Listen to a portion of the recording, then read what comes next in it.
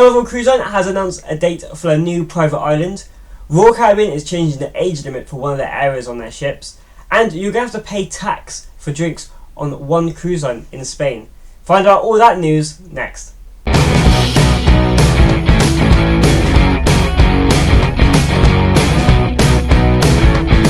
Hi guys, it's Shipface here. Just before we get into the news, 97% of you that watch my videos are not subscribed to the channel. If you could go down and press that subscribe button, it would be very much appreciated and it really does help me out. Now let's get into the news. Carnival Cruise Line has announced dates that ships will be going to its brand new private island, Celebrations Key, and it will be starting in July 2025. I finally saw a picture of it. I couldn't find pictures of it, but it looks really cool. It looks very similar to Perfect Day and Coco Cay, but that might just be me being a bit biased. But it looks really nice, and yes, they will be starting in July 2025, which ports all over America will be able to book to get to go. All I can say at the moment is Carnival Pride is going there, but I would assume it's a brand new private island, so most of their ships will be going there, so we have to wait just for more itineraries to come out just to see what more ships go there and what more booking opportunities you have to go to their brand new private island, Celebrations Key. So people booked on the P&O cruises that are going to the Caribbean, which is a very popular thing. When they send their ships over there, they do these really good fly cruises where they cover the cost of the flight in the price of the cruise, and I've looked at some of them and they are very good deals. But there's been a bit of controversy done by P&O Cruises due to them picking a cruise line, not a cruise line, an airline not really known. I'm trying to find the name. It literally says here, announced earlier this month it would use two wide-body Mathel Aero Airbus. I've probably pronounced that really badly, but that is the airline, I think. I'm just trying to. Oh wait, use the Mo. Yeah, that is the right name. I'm just trying to find. I've never heard like you're saying. I've never heard of these. You probably have never heard of these airline. I'm just making sure that is right now. Yes, a Maltese carrier.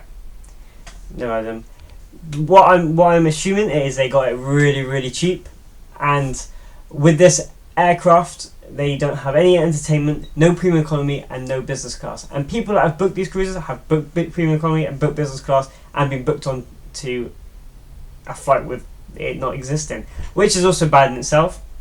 P&O have now said sorry and given them a £75 goodwill gesture for people who are booked in premium or business. But again, you'll find over to Canaries and you've got no entertainment, basically. So definitely, if you're on one of these cruises, you need to download some films on your iPad or phone so you can have some entertainment while on board. But it's just really bad. So they said that they will be using this airline plus TUI to fulfill the flights getting over to the Caribbean. Britannia and Auraria are going over there this winter. But it's just like I said before, I think they've just gotten really cheap and just stuck everyone on them. Because they're not using anyone like British Airways. I'm not even sure that the people it depends where they're going and depends who actually flies there. But obviously TUI do it, which they are also sending people on, and also this Maltese, I'm saying that right, Maltese carrier, Mathlen Aero. Literally, I've never heard of them at all, full stop. But yeah, it's very interesting. They have apologised, but they haven't changed it from what I'm looking at. It's been going for a few weeks. I've just been seeing how the story develops. But yeah, it looks to see that they're still carrying on with those flights. But so if you're booked on a P&O cruise going to the Caribbean, you might want to check what airline that you're going to be flying with, because you might be flying with TUI or this unknown airline that has only normal economy and no in-flight entertainment. So yeah, just want to double check that, and I don't think it's very good from P&O Cruises in my opinion. No cruise ship Memorabilia to show this week, but I've got a little cool story. My Kind of Cruise and Royal Caribbean invited me down to watch the Fulham versus Norwich game in the Carabao Cup. You got to see advertising about Icon of the Seas there, which was really cool to see. That they're really trying to push this. Royal Caribbean are really trying to push this ship in this market, even though they're not bringing it here. They need to bring it here. Or maybe the second one. You never know. Michael Bay did promise, but things happened. Yeah, that was really cool to see. And I can thank you to the person from Royal Caribbean that hosted us, that got us food, drinks, tickets, and programs. It was very nice, a very fun evening. And thanks to Marcana Cruise for getting me invited. Definitely go download Marcana Cruise. Best cruise prices out there. I'm not just saying that. They really are. I've literally booked all my cruises on there since the app has come out. So definitely go down and click that link to go and download it. So this is a bit of a weird one in my opinion. NCL Cruises has informed guests sailing on their cruises from Spain that when docked in Spain and in Spanish waters, they're going to have to pay tax on all drinks that they buy. Only NCL, Royal Caribbean, MSC, TUI, every other cruise line hasn't informed anyone yet, or are not doing it, but NCL are. This is the one thing. I don't know if it's like a testing, but I don't know why you'd want to test that, because no matter if you have a drinks package or not, you're going to have to pay 10% on all drinks that you buy on board NCL cruises in Spain. What I can't get my head around is that why is it just NCL? Why are they just targeting NCL and not all the other cruise lines? Basically, the Spanish government are saying that cruise passengers, so if you fly there and you stay in Barcelona for a week, 2 days, 3 days, you're going to spend money on local food, drinks and whatnot. Cruise passengers will rock up on their all-inclusive ships, get off, probably have a little mooch around and get back on and then dip again without probably spending money. Yes, we do spend port tax and fees and whatever that is included in the price of the cruise, but they're saying that cruise passengers don't actually, they have Barcelona have thousands and thousands and thousands of passengers coming every day in the summer, and sometimes people won't spend any money. I think I understand that, but Spain is such a big place that when you go to Barcelona, you have to get the shuttle. Well, unless you like a long walk, but 99% of the people I reckon get the shuttle. You're definitely going to buy a drink when you're in Spain. You're definitely going to buy shops. You go to shops because it's Las Ramblas, and then you think about like places like Cadiz, and you go to Seville. Like, if it was a smaller place like Norway, where you're going off in like Flam, and it's literally just like the town's there, and then the ship's literally there, and you can probably go to get a drink or lunch, whatever. I understand that maybe a bit more if like Norway did it, but Spain, there's so much to do there that I think like 75% of the people will spend money. It's a bit of a weird one. I don't, tell me what you think about it. So yeah, look, the original story. I'm going on a bit of a the original story is on NCL cruises you're going to pay 10% tax on all drinks while docked in Spain.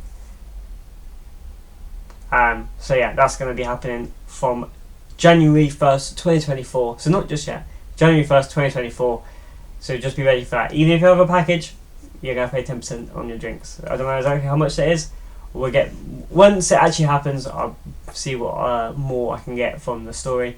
So we won't be for a couple of months, but we'll see how much like the price of the cruises, the price of the drinks will be, and yeah, I'd say I might do something where they cover it. I don't know. We'll see what goes on January 1st, and yeah, I still think it's a bit weird when I can't wrap my head around it. And the last two stories are Royal Caribbean.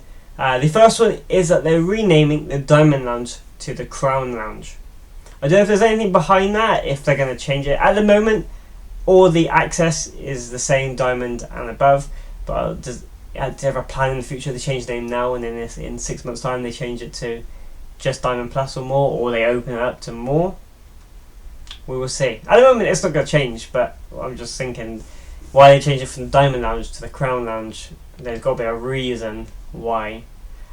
So yeah, we will see what carries on like that, but at the moment all access stays the same, all the drinks, all the packs, all stays the same, just the Diamond Lounge will be changing its name. And the last bit of news I've got for you guys this week is that Royal Caribbean has changed the age limit for the adults only solarium on board. Now I've always called it adults only solarium, but it's always been 16 plus. It's now moving to 18 plus, so it is now adults only. I think that's a good move because we had a few problems on Anthem of the Seas for just people being in there that shouldn't be in there, and made it really busy. So I think it's a good move, and that'll be going across all ships. I don't know if it's like that day and it's just changed, or it might be changing on the cruise. So if you're in the middle of a cruise, it's not going to just change halfway through. it will change at the end of that cruise. So I would assume on your next Royal Caribbean cruise it will be 18 plus. So yeah, I think it's a good move, and it should see the Solarium maybe quieten down, maybe less people in it, because especially on Anthem Seas it was very good on the inside one. So yeah, it'll be interesting to see how people think about that, and how people react to it, and see if people actually stick to it, and if Royal Caribbean stick to it. So yeah, that's very interesting. And that is all the news that I've got for guys this week. Put in the comments below what you think about that tax law in Spain now on just NCL, because I think it's really weird. Not that I think it's weird, I think it's weird that they're just targeting one cruise line.